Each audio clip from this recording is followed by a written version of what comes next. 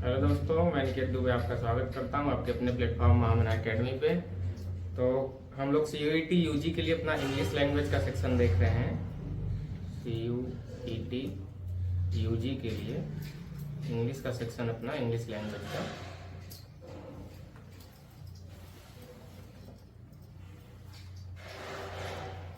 ठीक है।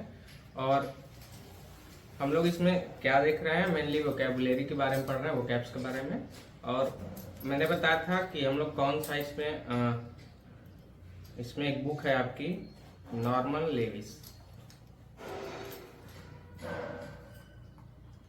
लेविस की वर्ड पावर मेड इजी। हम लोग वर्ड पावर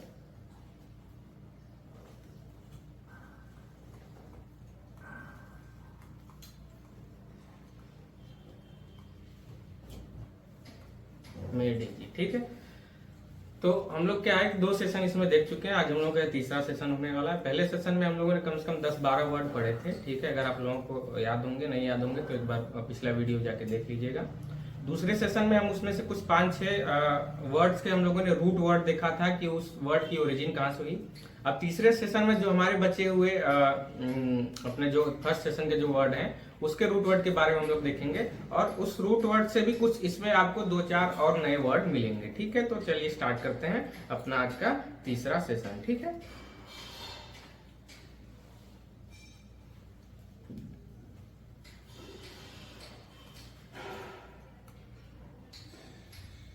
देखिए, अब याद होगा आपको, हम लोगों ने पहले सेशन में पढ़ा था इंट्रोवर्ट, एक्सट्रोवर्ट और एम्बीवर्ट, ठीक है। ये 3 वर्ड हम लोगों ने पढ़े थे। मैंने क्या बताया था, इंट्रोवर्ट जो अपने थॉट्स को अपने अंदर रखे, अपनी भावनाओं को अपने अंदर रखे, किसी से शेयर न करे, मतलब एक तरह से आप कह सकते हैं शर्मीला टाइप का या शाई टाइप का।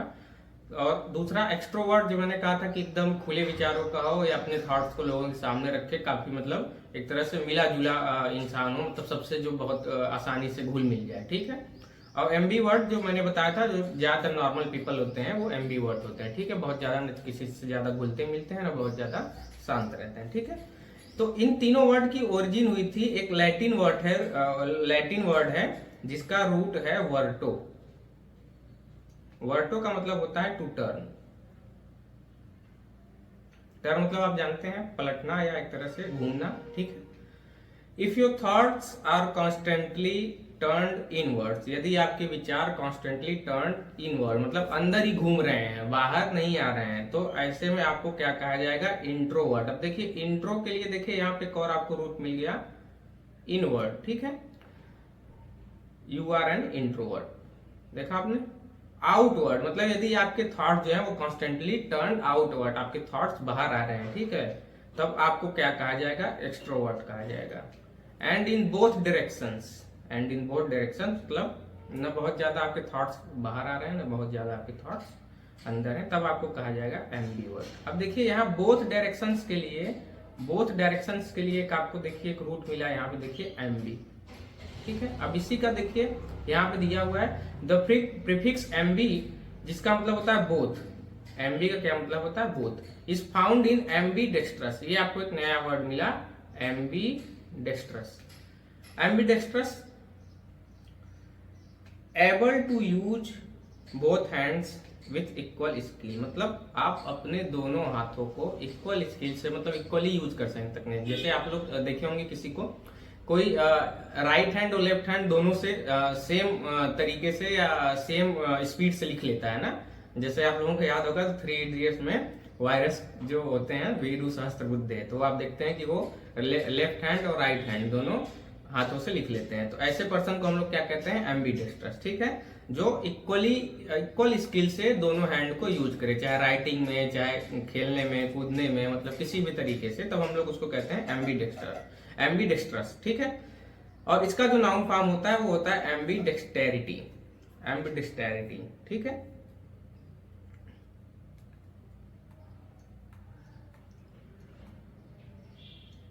देखिए यहाँ पे एक और आपको वर्ड मिल रहा है, डेक्सटेरस। डेक्सटेरस का मतलब होता है स्किलफुल, मतलब जो दक्ष हो, किसी को काम करने आप कहते हैं ना कि अरे ये बड़ा स्किल्ड ड्राइवर है ना, कि ये बहुत अच्छी गाड़ी चलाता है या इस काम में बहुत स्किलफुल है, तो उसके लिए हम लोग एक वर्ड और यूज करते हैं डेक्सटेरस। तो इसका मतलब जो डेक्सटेरस और स्किलफुल ये दोनों आपस में क्या होते हैं, सिनोनिम होते हैं। स्किलफुल हम लोग जनरली यूज करते हैं, आपको ये वर्ड तो बहुत कम मिलता होगा, लेकिन आपको एग्जाम में ये वर्ड देखिए आपका इसकी मीनिंग पूछ सकता है कि which of the following is synonym of dexterous. तो डेक्सटेरस का सिनोनिम क्या होता है, स्किलफुल। ठीक है। द नाउन, इसका जो नाउन फॉर्म होता है वो डेक्सटेरिटी होता है। ठीक है, जिसका मतलब होता है स्किल। ठीक है, डेक्सटेरिटी। अब यहाँ पे देखिए, यहाँ पे बीच बीच में आपको कॉमन एडजेक्टिव सफिक्स और कॉमन नाउन सफिक्स के भी बारे में बताया हुआ, जैसे ओ यू एस।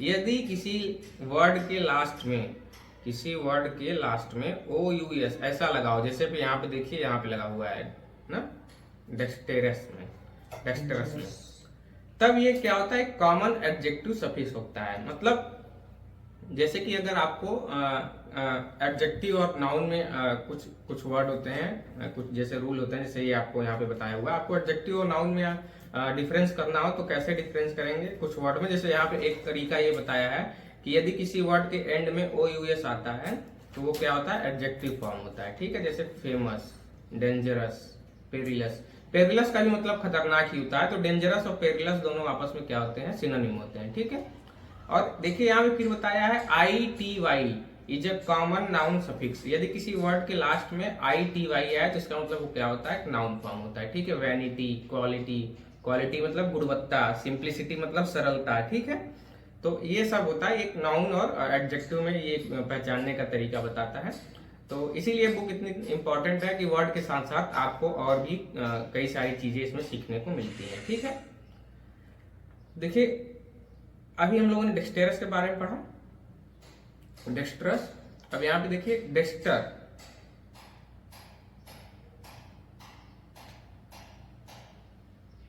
डेक्स्टर, ये एक्चुअली ये क्या है, एक लैटिन वर्ड है, ये एक इंग्लिश वर्ड नहीं है, एक लैटिन वर्ड है डेक्स्टर। डेक्स्टर का मतलब होता है राइट हैंड। ये हम लोग किस लिए यूज करते हैं, मतलब इंग्लिश में राइट हैंड के लिए हम लोग लैटिन में क्या वर्ड यूज करते हैं, डेक्स्टर। तो डेक्स्टर क्या होता है, एक लैटिन वर्ड होता है जिसका इंग्लिश में मतलब होता है, इंग्लिश में मीनिंग होती है राइट हैंड। ठीक है, अब देखिए इन एम्बीडेक्स्ट्रस पर्सन, अभी जो मैंने आपको बताया था एम्बीडेक्स्ट्रस, तो एक एम्बीडेक्स्ट्रस पर्सन जो होता है, both hands are right hands. मतलब जैसे जितने स्किल के साथ वो राइट हैंड यूज करता है उतने स्किल के साथ वो लेफ्ट हैंड को भी यूज कर लेता है। ठीक है, तो ये होता है एम्बीडेक्स्ट्रस। ठीक है, the right hand is traditionally the more skilful one. देखिए ऐसा माना जाता था ट्रेडिशनली, मतलब पहले ऐसा माना जाता था कि जो एक राइट हैंड का जो राइट हैंड यूज करने वाला जो भी पर्सन होता है वो ज्यादा आपका स्किलफुल होता है। ठीक है, मतलब ज्यादा दक्ष होता है किसी काम को करने में, लेकिन ऐसा नहीं होता है। ठीक है, ये पहले की अवधारणा थी, लोगों का ऐसा मानना था। इट इज ओनली, देखिए it is only with in recent decades, ये अभी हाल ही में, बहुत हाल ही के दशकों में ऐसा हुआ है कि we have come to accept that, हम लोगों ने अब इस बात को क्या करना है, स्वीकार करना शुरू कर दिया है, दैट लेफ्टीज, जो मतलब लेफ्ट हैंड यूज करते हैं, और साउथ पॉ। अब देखिए यहाँ पे एक वर्ड लेफ्टीज के लिए साउथ पॉ यूज किया है ना। साउथ पॉ क्या होते हैं, जैसे अगर आप लोग कभी बॉक्सिंग देखते होंगे या बॉक्सिंग की कमेंट्री सुनते होंगे तो आप लोग सुने होंगे कि ये एक साउथ पॉ बॉक्सर है। साउथ पॉ बॉक्सर का मतलब, देखिए जो बॉक्सिंग में राइट हैंड यूज करता है उसको तो हम लोग राइट ही कहते हैं, लेकिन जो लेफ्ट हैंड का ज्यादा यूज करता है उसको हम लोग साउथ पॉ कहते हैं। ठीक है, जो अटैक के लिए अपना लेफ्ट हैंड ज्यादा यूज करता है तो उसको हम लोग साउथ पॉ कहते हैं। ठीक है, तो लेफ्टीज या southpaws are just as normal as anyone. ठीक है, else, and the term left handed is still used as a synonym of awkward.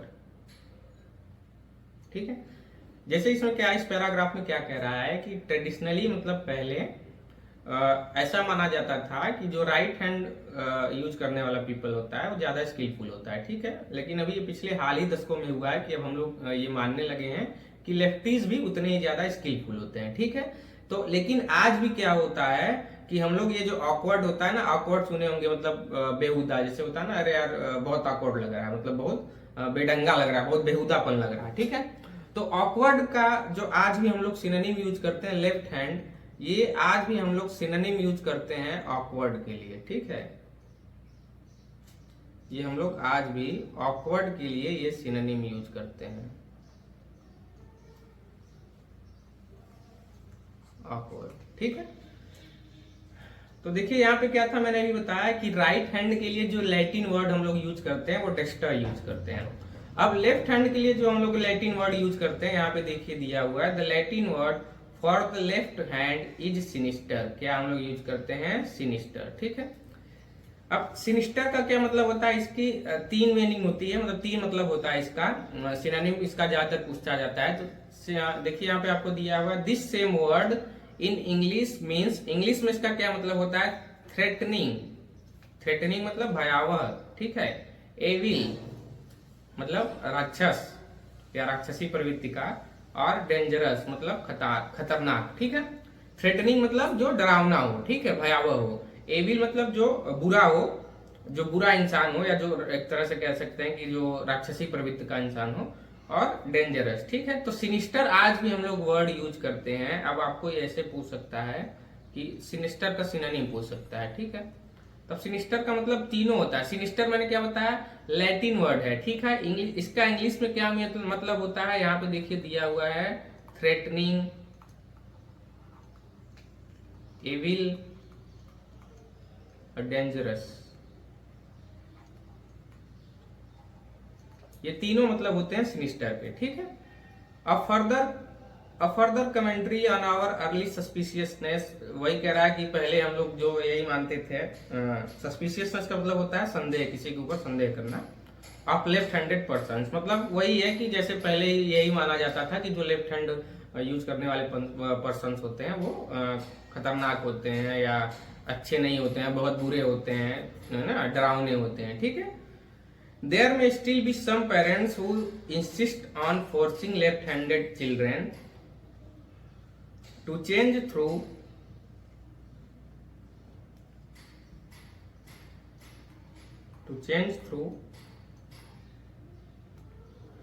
with various unfortunate results to the child, ठीक है। मतलब ये कह रहा है कि आज भी कई ऐसे पेरेंट्स हैं जो अपने बच्चे को, यदि कोई बच्चा है जो लेफ्ट हैंड यूज करता है तो उसको क्या करते हैं? इंसिस्ट करते हैं, फोर्स करते हैं, जबरदस्ती करते हैं उसके साथ, बलपूर्वक उसको कहते हैं नहीं राइट हैंड यूज करो। तो इससे क्या होता है कि बच्चे के आपके व्यवहारिक और मानसिक जो आपका बच्चे का वो होता है उस पर असर पड़ता है, ठीक है। तो ऐसा नहीं करना चाहिए, ठीक है। यही देखिए यहाँ पे दिया हुआ है, समटाइम्स स्टटरिंग और an inability to read with normal skill. जो बच्चे का जो स्किल होता है वो खराब होता है, ठीक है। तो ये नहीं करना चाहिए, मतलब यही देखिए। तो इसमें क्या है कि इंग्लिश के साथ साथ और भी आपको कई सारी चीजें ये बुक आपको बताती है, ठीक है। अब देखिए दो वर्ड हमने देखे कि लेफ्ट हैंड के लिए हम लोगों ने लैटिन वर्ड क्या यूज किया? सिनिस्टर, जिसका इंग्लिश में मतलब होता है थ्रेटनिंग, एविल या डेंजरस। और फिर मैंने और हम लोगों ने पीछे देखा कि राइट हैंड के लिए हम लोग लैटिन वर्ड क्या यूज करते हैं? तो डेस्टर। डेस्टर का मतलब क्या होता है? इंग्लिश मीनिंग स्किल ना, और डेस्टरस का मतलब होता है स्किलफुल, ठीक है। तो ये हम लोगों ने देखा। अब देखिए एक और यहाँ पे वर्ड आता है, फ्रेंच वर्ड आता है लेफ्ट हैंड के लिए, गॉश। फ्रेंच वर्ड आता है गॉश। अब ये भी हम लोगों को याद रखना है, गॉश।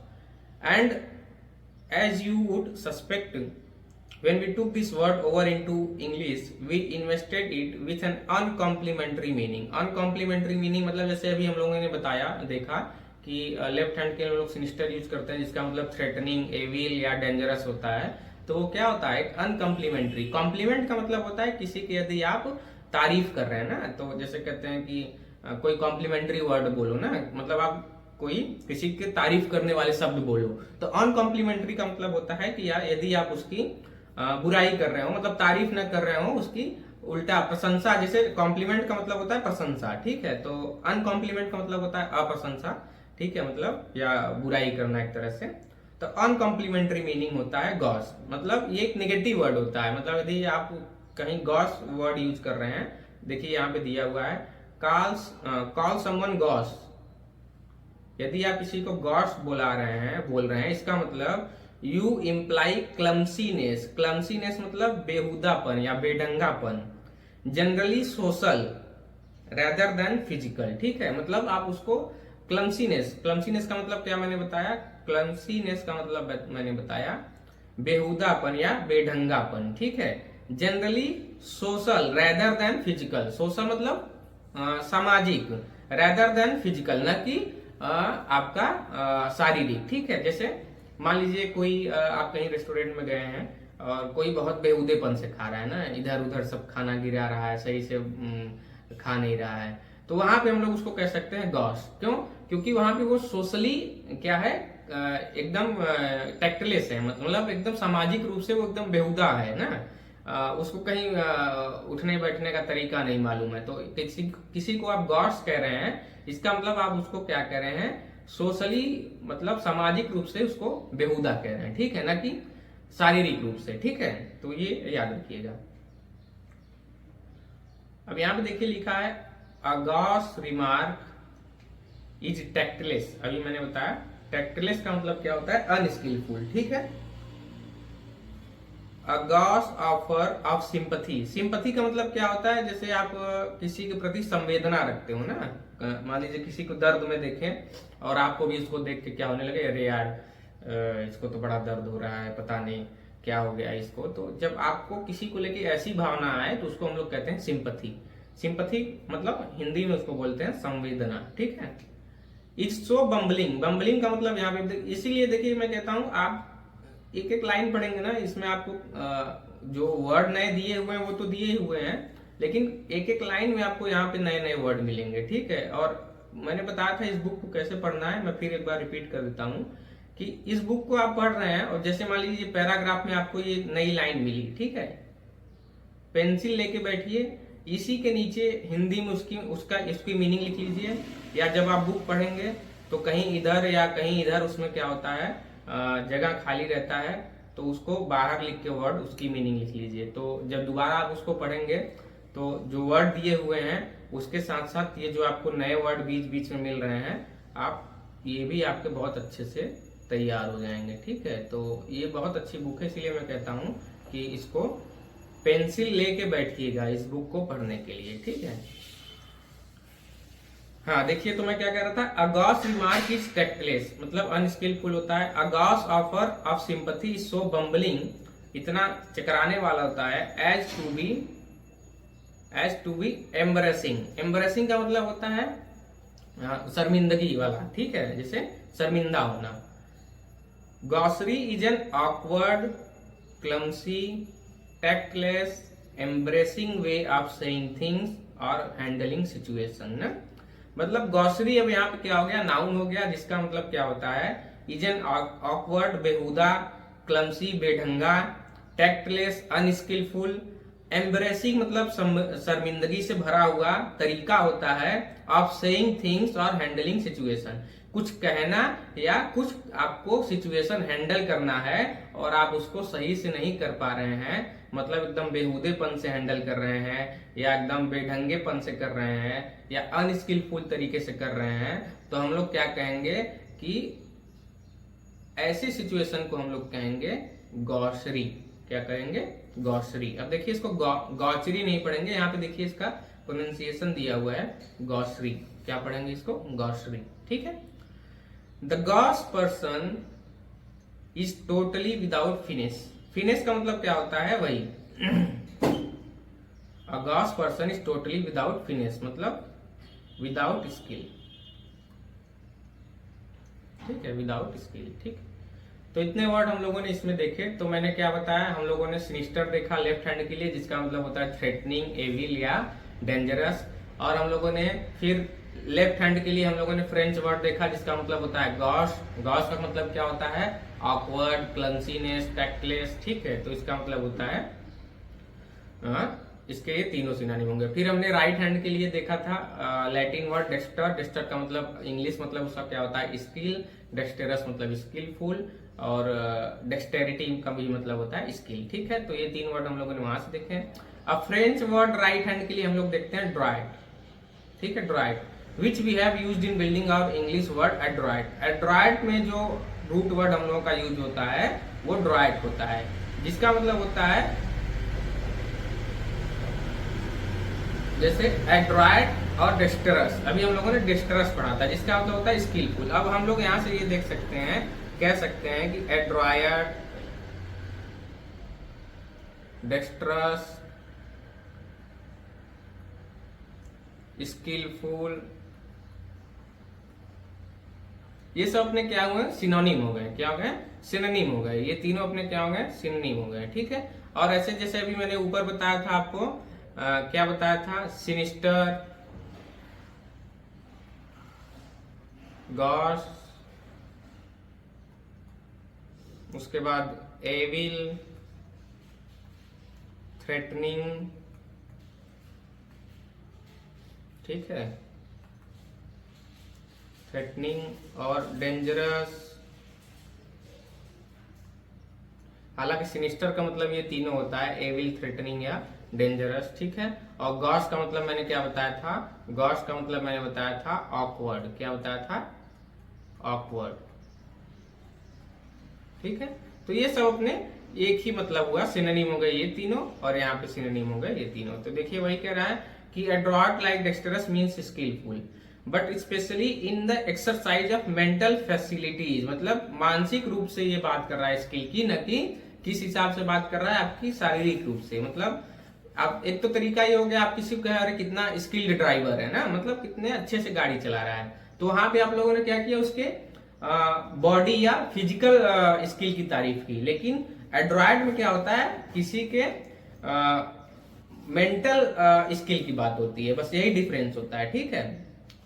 लाइक गॉस, एड्रॉइट और it's noun adroitness usually is used फिगुरेटिवली।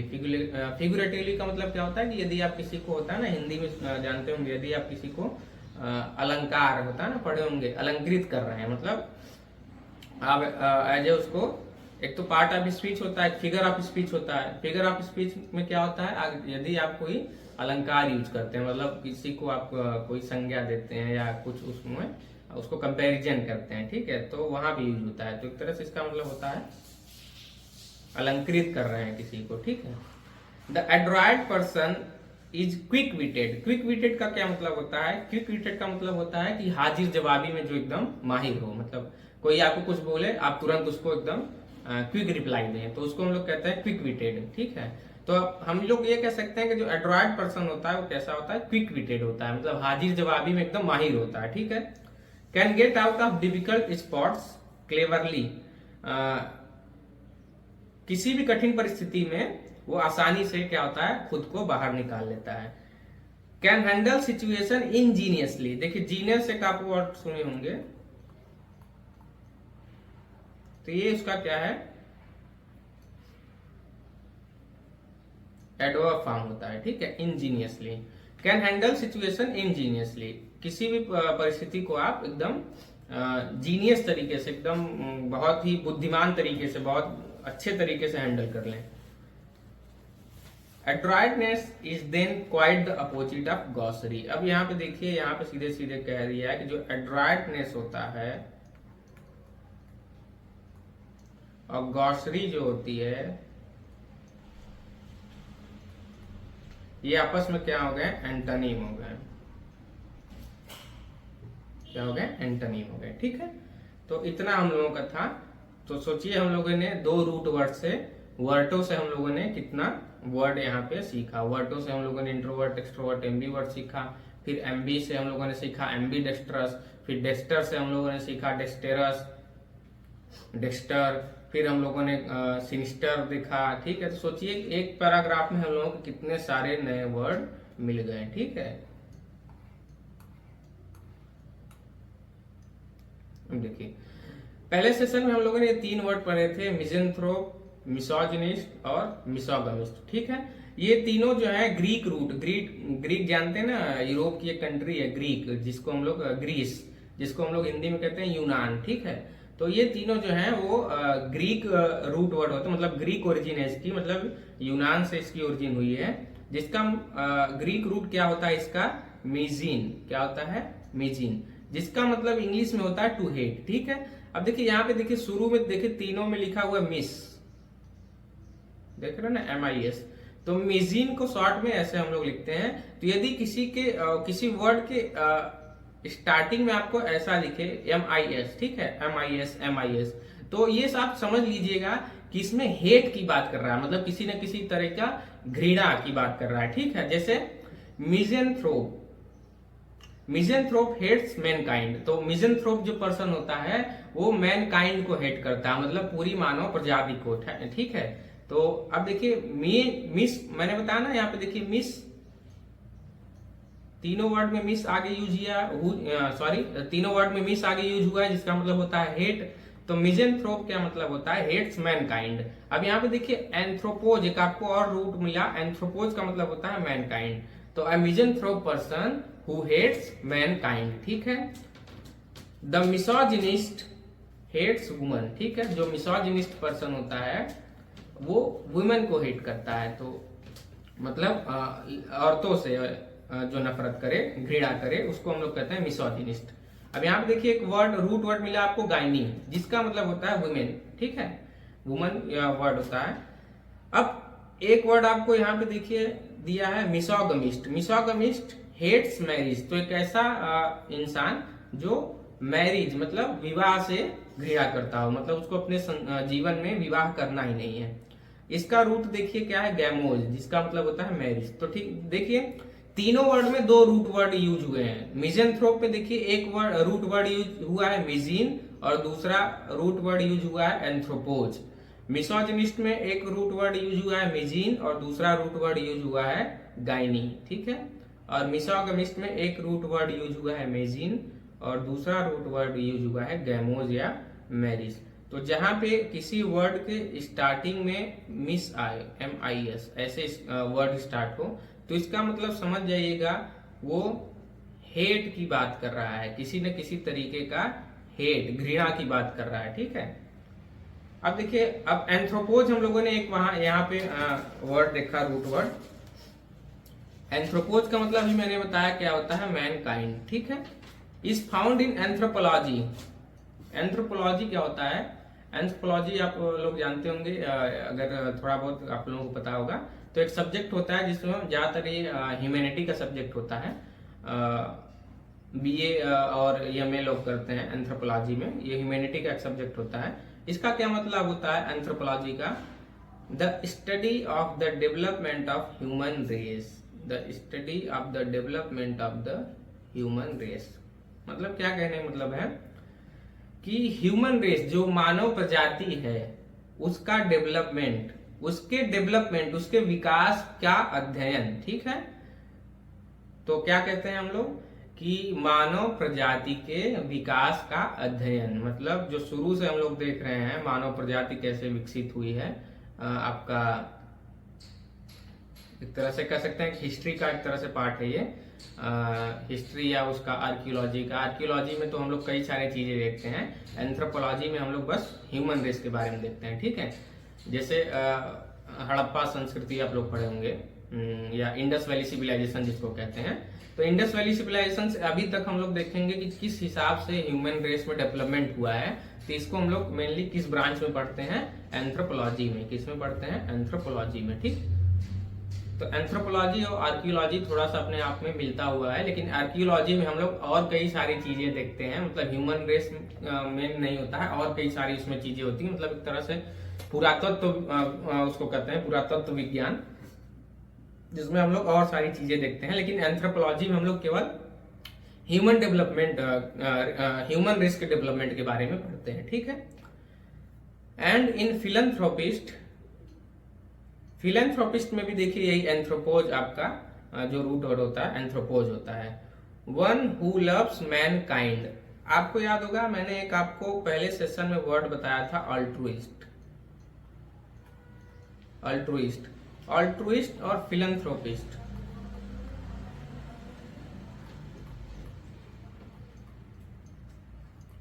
ये दोनों आपस में सिनोनिम होते हैं। कैसे, देखिए अल्ट्रुइस्ट मैंने बताया था जो अनसेल्फिश हो ना, मतलब अनसेल्फिश का मतलब जो आपका स्वार्थी न हो, ठीक है। जो अपने भले से पहले दूसरों के भले के बारे में सोचता हो। फिलैंथ्रोपिस्ट भी, इसको हम लोग मेनली कहते हैं परोपकारी। इसका जो हिंदी मतलब होता है वो होता है परोपकारी, ठीक है। ऑल्ट्रुइस्ट जो होता है वो पहले दूसरों का भला सोचता है। बस इन दोनों में डिफरेंस क्या होता है, जो फिलैंथ्रोपिस्ट होता है वो किसी की हेल्प करता है फाइनेंशियली, जितना उससे हो सकता है वो फाइनेंशियली भी हेल्प करता है, बस यही अंतर होता है, ठीक है। देखिए, वन हु लव्स मैनकाइंड, जो मैनकाइंड को लव करे। तो अब यहाँ पे ये देख सकते हैं कि ऑल्ट्रुइस्ट और फिलैंथ्रोपिस्ट ये दोनों तो सिनोनिम हो गए, लेकिन अभी मैंने आपको एक वर्ड बताया था मिज़ेंथ्रोप। अब ये दोनों क्या हो गए, ये दोनों एंटोनिम हो गए। क्या हो गए, एंटोनिम हो गए। अब देखिए इस हिसाब से पढ़ेंगे ना रिलेट करके वर्ड को, तो बहुत आसानी से आप लोग इसको याद कर सकते हैं, ठीक है। And shows such love by making substantial financial contributions to charitable organization और by donating time and energy to helping those in need. जैसे मतलब कहने का मतलब ये है इसका कि जो दूसरों को सब्सटेंशियल मतलब बहुत अच्छे रूप से, या सब्सटेंशियल का मतलब होता है बहुत अच्छी मात्रा में, फाइनेंशियल कंट्रीब्यूशन मतलब आर्थिक रूप से उसकी क्या करे, सहायता करे या उसको भागीदार बने। कंट्रीब्यूटर का मतलब होता है भागीदार, ठीक है। टू चैरिटेबल ऑर्गेनाइजेशन, ठीक है, कोई चैरिटेबल ऑर्गेनाइजेशन बना के। और बाई डोनेटिंग टाइम और and energy helping those in need, या अपना टाइम डोनेट कर रहा हो, अपना समय दे रहा हो, अपना एनर्जी अपनी ऊर्जा दे रहा हो, तो ऐसे लोग को हम लोग कहेंगे फिलैंथ्रोपिस्ट। जैसे आज के समय में अगर आप पूछेंगे तो दो बहुत ही फेमस फिलैंथ्रोपिस्ट हैं, आप लोग भी जानते होंगे, रतन टाटा साहब और दूसरा अजीम प्रेम जी।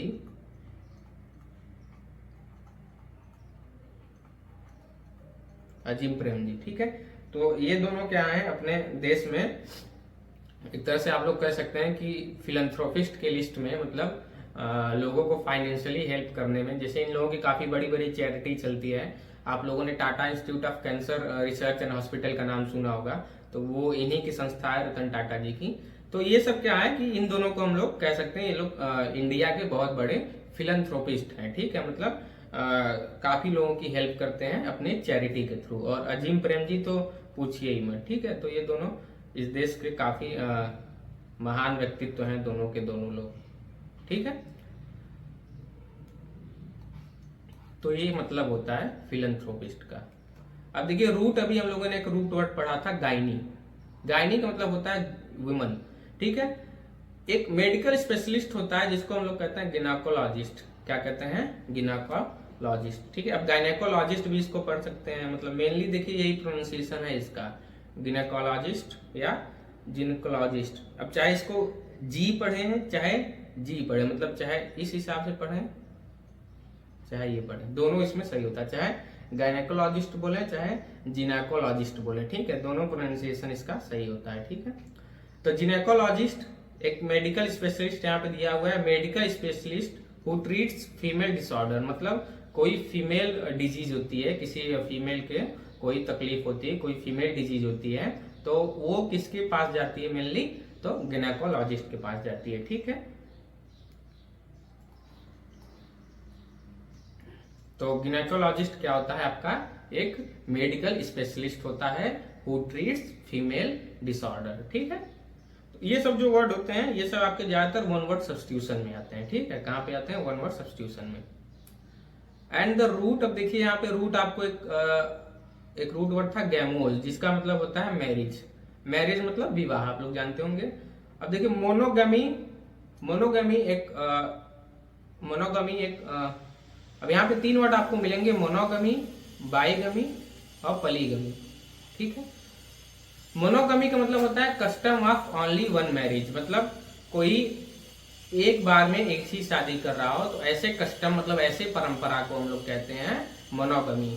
बाइगमी मतलब ऐसा कस्टम जिसमें दो शादियां, एक ही पर्सन एक ही टाइम पे दो शादियां करे। हालांकि ये क्या होता है, एक तरह से इलीगल अनलॉफुल एक्ट होता है, ठीक है। तो याद रखिएगा बाइगमी क्या होता है, अनलॉफुल एक्ट होता है, मतलब असंवैधानिक या नियम विरुद्ध होता है, ठीक है। And polygamy by derivation many marriages, ठीक है, एक पर्सन एक ही टाइम पे कई सारे विवाह करे तो ऐसे कस्टम को, ऐसे परंपरा को हम लोग कहते हैं पॉलीगमी, ठीक है। अब इसमें देखिए दो वर्ड यूज होता है, यदि एक मेल कई सारी विवाह एक टाइम पे करे तो उस कस्टम को हम लोग कहेंगे पॉलीजनी, ठीक है, क्या कहेंगे, पॉलीजनी। और यदि एक फीमेल कई सारे विवाह करे, एक टाइम पे मैरिज करे तो हम लोग कहेंगे पॉलीएंड्री, क्या कहेंगे, पॉलीएंड्री। यहाँ पे देखिए एंड्रोज का मतलब होता है मेल, ठीक है, और पॉलिस का मतलब भी मैंने ऊपर बताया था, और गायनी का मतलब मैंने ऊपर बताया था, ठीक है। तो ये होता है, ठीक है, इतना तो आप लोगों को समझ में आ गया होगा।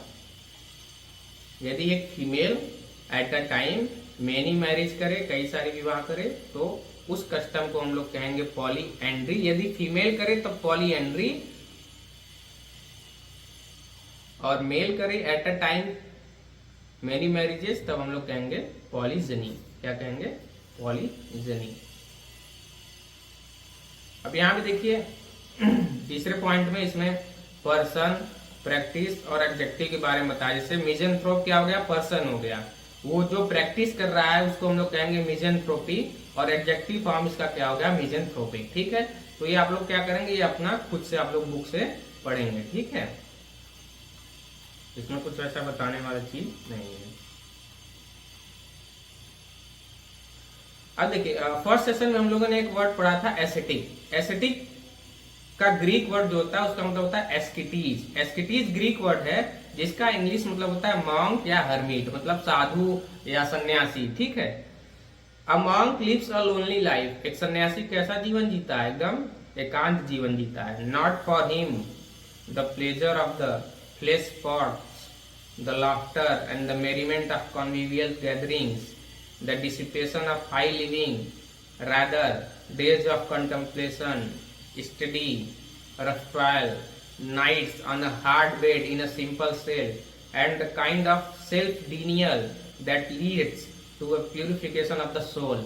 मतलब एक ऐसा इंसान जिसको बहुत ज्यादा भौतिक या सांसारिक चीजों में उसका कोई रुचि नहीं है ना, एकदम सिंपल लाइफ जीता हो, इतना सिंपल कि आप सोच भी नहीं सकते।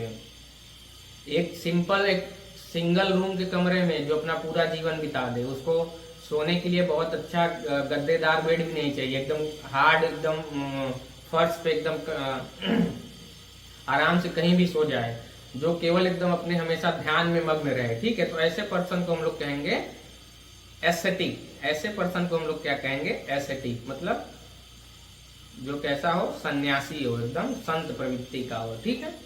Voluntarily of course that compares in austerity, simplicity, सरलता, रिगरस हार्डशिप। रिगरस हार्डशिप मतलब एकदम बहुत ही कठिन जो जीवन जिए, ठीक है।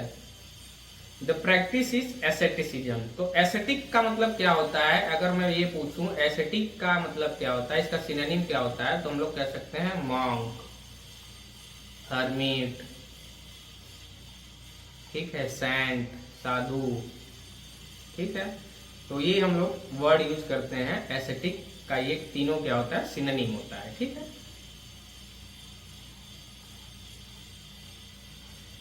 तो ये अपना खत्म होता है थर्ड सेशन। अब इसमें क्या है, प्रैक्टिस है। अब ये आपको प्रैक्टिस करना है। जैसे ये क्या कह रहा है कि अभी हम लोगों ने जो वर्ड हम लोगों ने डिस्कस किए उसके बारे में लिखिए। जैसे सेकेंड सेशन में याद होगा हम लोगों ने रूट वर्ड पढ़ा था ईगो, जिसका मतलब होता है सेल्फ या आई। तो इसका एग्जाम्पल आपको देना है। अब आपको अगर वर्ड याद होगा तो आप ऐसे लिखेंगे, ईगोइस्ट पढ़ा था ना हम लोगों ने। ऑल्टर, ऑल्टर का मतलब होता है अदर। अब आपको वर्ड याद होगा तो आप लोग लिखेंगे ऑल्टरेशन या ऑल्टरकेशन, ठीक है। तो ये सब इंट्रो, इंट्रो के लिए हम लोगों ने वर्ड पढ़ा था इंट्रोवर्ट, ठीक। तो अब आपको क्या करना है, ऐसे जब वर्ड्स का आप लोग लिखेंगे तो इजीली ऐसे आपको वर्ड्स आसानी से याद हो जाएंगे, ठीक है।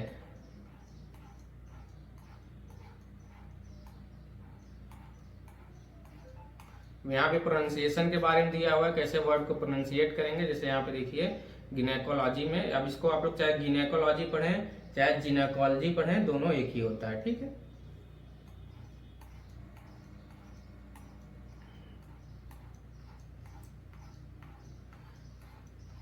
यहाँ पे देखिए इसके बाद फिर आपका एक्सरसाइज दिया हुआ है, ठीक है। जैसे एम्बीडेक्स्ट्रस मैंने बताया था capable of using both hands with equal skill, ठीक है। डेक्सटेरस मैंने क्या बताया था आपको, डेक्सटेरस मैंने बताया था स्किलफुल, ठीक है। सिनिस्टर मैंने बताया था क्या होता है, जो एविल या थ्रेटनिंग हो। गॉस मैंने बताया था ऑकवर्ड, और मिज़ेंथ्रोपिक मैंने बताया था हेटिंग मैनकाइंड, ठीक है। तो ऐसे मैं एक सेशन पढ़ाऊंगा, फिर आपको थोड़ा सा अपने से उसको एक बार रिवाइज करना है। और सबसे ज्यादा इंपॉर्टेंट इसमें क्या है, पढ़ने के बाद एक्सरसाइज, इसका जो एक्सरसाइज दिया हुआ है वो आप लोग जरूर लगाइएगा, क्योंकि इससे क्या होता है, वर्ड इजिली लर्न हो जाता है, ठीक है। तो आज के लिए इतना ही रखते हैं, हम लोगों का ये थर्ड सेशन खत्म होता है। अभी क्या था, पहला चैप्टर में 3 सेशन थे, ठीक है। जिसमें हम लोगों ने क्या पढ़ा, डिफरेंट पर्सनैलिटी के बारे में पढ़ा। इसमें हम लोगों ने क्या पढ़ा कि कितनी तरह की पर्सनैलिटी होती है, डिफरेंट पर्सनैलिटी, मतलब अलग अलग व्यक्तित्व के बारे में हम लोगों ने पढ़ा।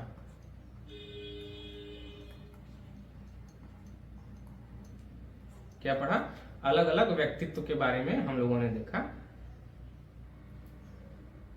तो ये हम लोगों का पहला चैप्टर था। पहला चैप्टर में 3 सेशन हुआ, ठीक है। अब हम लोगों का सेकंड चैप्टर में आएगा, उसमें भी 3 या 4 सेशन होंगे। अब उसमें हम लोग अपना पढ़ेंगे जो मेडिकल में खासकर कई सारे वर्ड आप लोग सुनते होंगे कि ऑर्थोलॉजी या ऑन्कोलॉजी ना, न्यूरोलॉजी या न्यूरोलॉजिस्ट। अभी आप लोगों ने एक वर्ड देखा गिनेकोलॉजिस्ट। तो गिनेकोलॉजिस्ट क्या होता है, आपका एक मेडिकल प्रैक्टिशनर। तो हम लोग जो सेकेंड चैप्टर होगा उसमें हम लोग मेडिकल प्रैक्टिशनर के बारे में पढ़ेंगे ना, जो मेडिकल से रिलेटेड कई सारे प्रैक्टिशनर्स होते हैं, तो उनको स्पेशली क्या कहते हैं। जैसे नेफ्रोलॉजिस्ट ना, नेफ्रोलॉजिस्ट क्या होते हैं, जो किडनी की स्टडी करें, जो किडनी का इलाज करें, ठीक है। तो ये सब हम लोग अपना सेकेंड चैप्टर में देखेंगे। तो ये पहले चैप्टर में हम लोगों का 3 सेशन था, ठीक है। ऐसे सेकेंड चैप्टर में पहला सेशन जो होगा वो आपका वर्ड के बारे में होगा, और जो उसके आगे 2-3 सेशन होंगे वो किस लिए होते हैं, वो रूट वर्ड के लिए, कि इन वर्ड की ओरिजिन कहां से हुई, ठीक है। तो इतना आज के लिए रखते हैं, और उम्मीद करता हूं आप लोगों को सेशन अच्छा लगा होगा। अच्छा लगा होगा तो लाइक और शेयर कर दीजिएगा, और हंसते रहिए, पढ़ते रहिए, खुश रहिए, मस्त रहिए, स्वस्थ रहिए, ठीक है। धन्यवाद।